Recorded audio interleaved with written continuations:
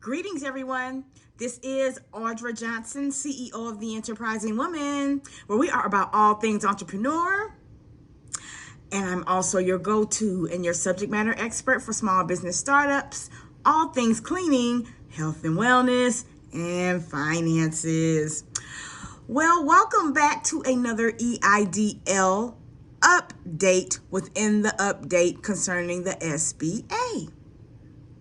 Now, those of you, if you have followed me from the beginning of the journey of me sharing information with you concerning the Small Business Association and the different EIDL opportunities, you will remember that I speak directly to SBA loan officers that work for the SBA. Okay, one of them actually is an acquaintance, not just someone you call and speak to. This is an individual that I have direct access to, and she always keeps me updated on things. So I know the last teaching, I was sharing with you the process on how to, let's say, apply for the EIDL loan increase. Well, guess what I learned? I learned that those that are applying for an EIDL increase are required to complete an additional step. And I'm going to share with you what this step is, and I'm going to teach you how to do it, okay? And it's something super simple. So again, this is for those that are applying for the EIDL loan increase. You've been funded already, but you're requesting an increase. So those of you that are requesting an increase, if you go into the portal, you may see a couple of additional steps. And one of the steps, of course, is submitting your 2019 taxes. But there's an additional step, and it's called a resolution. And what the resolution is, it's an addition to filling out the name of the company, the officers, the owners, the business entity, the representative. They are requiring a certification document to be completed. And it must be signed, and it's a resolution, and it's something that basically the business is declaring, and it's a declaration, and it's a resolution for your organization. And it's called the resolution certification. And let's see here. Hopefully, maybe I can let you see what it looks like here. This is what the form looks like. Sorry about the shadow there. But anyway, you can always Google this form. But this form will be required. And so when people look at the form, sometimes the form may look, a little challenging, or sometimes, people just get intimidated sometimes when, they get a document and they don't understand it. So basically this form at the upper right, it will have two lines, one for the application number, one for the loan number, okay? So you should be able to get the application and the loan numbers from your original loan docs when you were funded for the first EIDL loan, the first round that you received, okay? And then it will ask for the name of the business, okay? Now, this is where it gets confusing for some people because there are different categories, right? There's sole proprietors, there's LLCs, there's S-corps, and all of that. So, those that are just self-employed, sole proprietor, they don't have an LLC, they would just write their first and last name, and they would put in parentheses next to their name, self-employed. That's what's recommended, okay? That is what's recommended. And then once they do that, let me show you this so you can see it. This is the line right here. What you would do, you would just write your first and last name. You would go ahead after your first and last name, you would put sole proprietor in parentheses, okay? And you would go ahead and read this document. And then there's a line right here for you to handwrite the requested additional amount of funding that you're asking for. You do not include the amount that you already funded for. You're writing on this line the amount of funding that you are requesting. So if you want an additional $15,000, $20,000, so on and so forth. You will handwrite that in here. You'll continue to read and you'll go on. And then here, okay, you'll see here these lines. Okay, so these lines are for, let's say, the business owner or the people that are in the organization. So let's say you're an LLC and you're the only officer, you're the only CEO, you're the owner. You would put your first and last name here, and you would also put in parentheses self-employed, and you would put your title, owner, CEO, what have you. But let's say you're an LLC or S Corp and you literally have a board of individuals. You would list all their names underneath yours, okay? And their titles, their positions, okay? And again, these are for people that have an organized board, okay? And then after that, you would come down here and you would go ahead and certify. And what you would do, you would certify here, of course, by writing the name of the business. And again, if you're self-employed, you will just write your first and last name, and you would write self-employed in parentheses. And then you will come over here and let's see here. So you would go here and you would just go ahead and you would write your name and you would put self-employed in parentheses. Okay, right here. And then you will sign it and then you will date it. Okay, this is the self-employed route. Now, let's say you're an LLC. You have an EIN number and all of that, and you're registered with the Secretary of State. You would basically write the name of your business. Everywhere where I stated you would write your name, if you were sole proprietor, you really would follow the instructions and you would write the name of your business throughout the document as stated. You would continue, of course, with the additional instructions as far as the amount. You will continue here with writing your name. You will continue to write your title. If it's a sole LLC, one person, you will write your name and you put your title, CEO, owner. And then here you would do the same thing. You would write the name of your business here. And then you would write over here your name. You print your name, sign your name. And then you go ahead and you date it, okay? And then once you do that, you must scan your documents. You scan the document, okay? You don't just take a picture. It has to be scanned in a PDF format. And you scan that document, whether you use your phone or what have you, but you make sure you have the document in the PDF format because you'll have an opportunity to upload that document. So you will upload this resolution and certification form along with a copy of your taxes. And they also should be in a PDF format, okay? Anything other than that can cause your request to be rejected and what have you, okay? And then last but not least, I always recommend, if you have any questions, call the SBA. And regarding the EIDL department, their phone number is 833-853-5638. Okay? Now, here's the thing that I want to talk to everyone that's watching this. I want to talk to everyone about this one thing.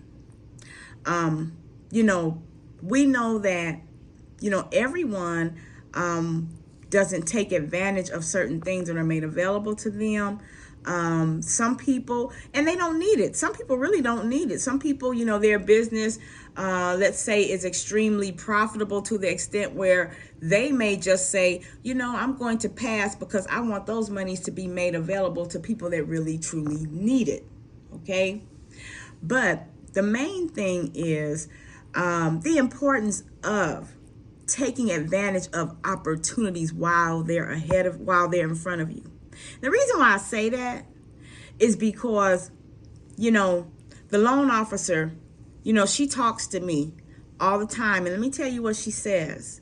She says things can change at any time. And when you think about it, from this whole process of the SBA and the loan process, the EIDLs, the PPPs, when you think about that, if you have followed it from the very beginning, Think about how it was in the beginning and think about how it is now.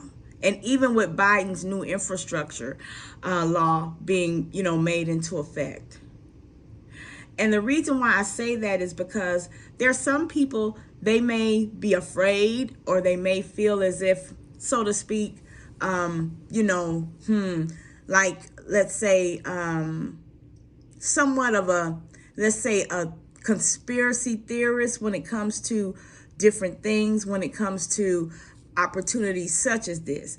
But I want to say this. Any opportunity that you take advantage of, you should always do your own research. The information is right there before you. So once you complete these documents, and I told you that you must have them in the PDF form, when it's time to scan those documents, you'll scan them and then you'll upload those documents, okay? But also in the portal, there will be the amount you were funded in the upper left. And then it's kind of like maybe midway, you'll see like a maximum amount. You'll see a maximum amount underneath the original funded amount. So let's say you were originally funded $20,000. And now, because they have allowed applications for the EIDL loan increases, they've already built in the portal, in the system for those that have been funded, a max amount based on the application that they submitted in the beginning. So let's say the application may have 60,000 max at the bottom. That's letting you know that whatever that amount is, you can actually apply for that amount.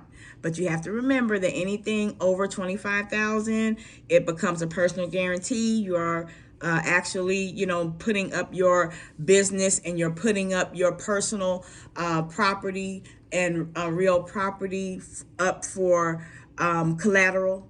So those of you that are really taking out amounts that are large, beyond that amount, you really want to use wisdom with the money. You need to make sure that you do your due diligence in trying to multiply those dollars. Okay. So when you go into the portal and you see the amounts, you have the ability to just key in the amount you want. If you feel like you don't want to go over a $25,000 threshold and you were originally funded $3,000, you just take the difference. You just say, okay, you know what? You were funded $3,000. So you can request $22,000 more dollars. And that still keeps you within that window of being within that, $25,000 limit there. So, and when you do that, when you go and look at the bottom of the same page, there will be an amount there. So not only is the portal designed to, with ease, to help you apply and go ahead and complete, the requested amount, it will show you a breakdown of how much you would have to pay a month when it's time to pay it back. And so I think that's really awesome, because before you request the money, it's showing you ahead of time at the bottom left, hey, okay, if you're going to take out this much more money, the payment is going to be X amount a month. And so you look at that and you decide accordingly.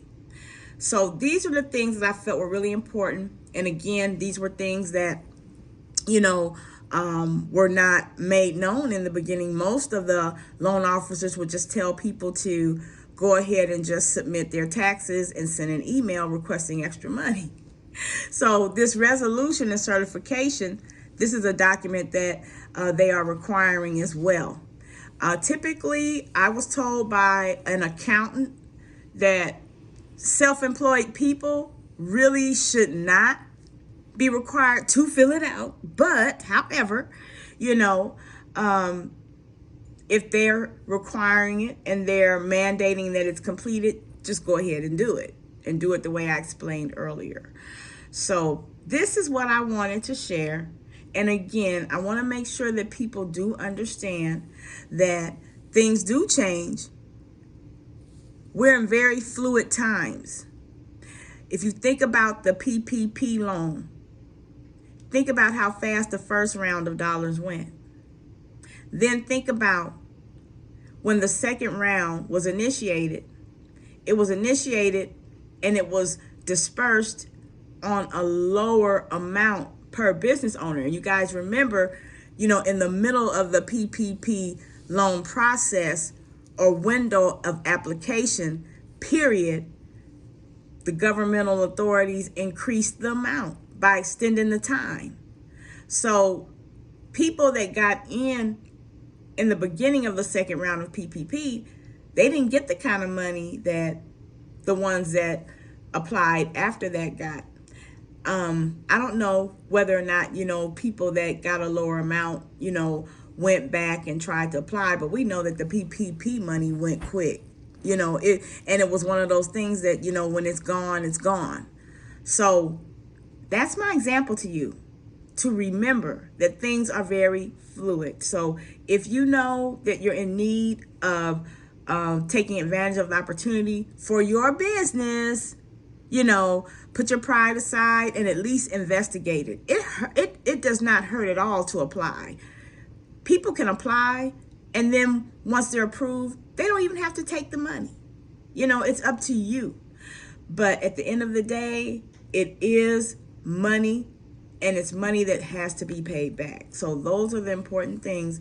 I'll come back tomorrow with a little bit more information regarding EIDL. I didn't want to keep you long. I know this video is getting a little long here, but everyone, just have a wonderful day, night, or evening.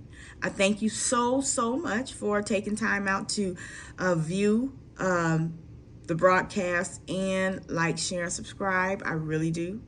And I wish everyone a wonderful holiday season.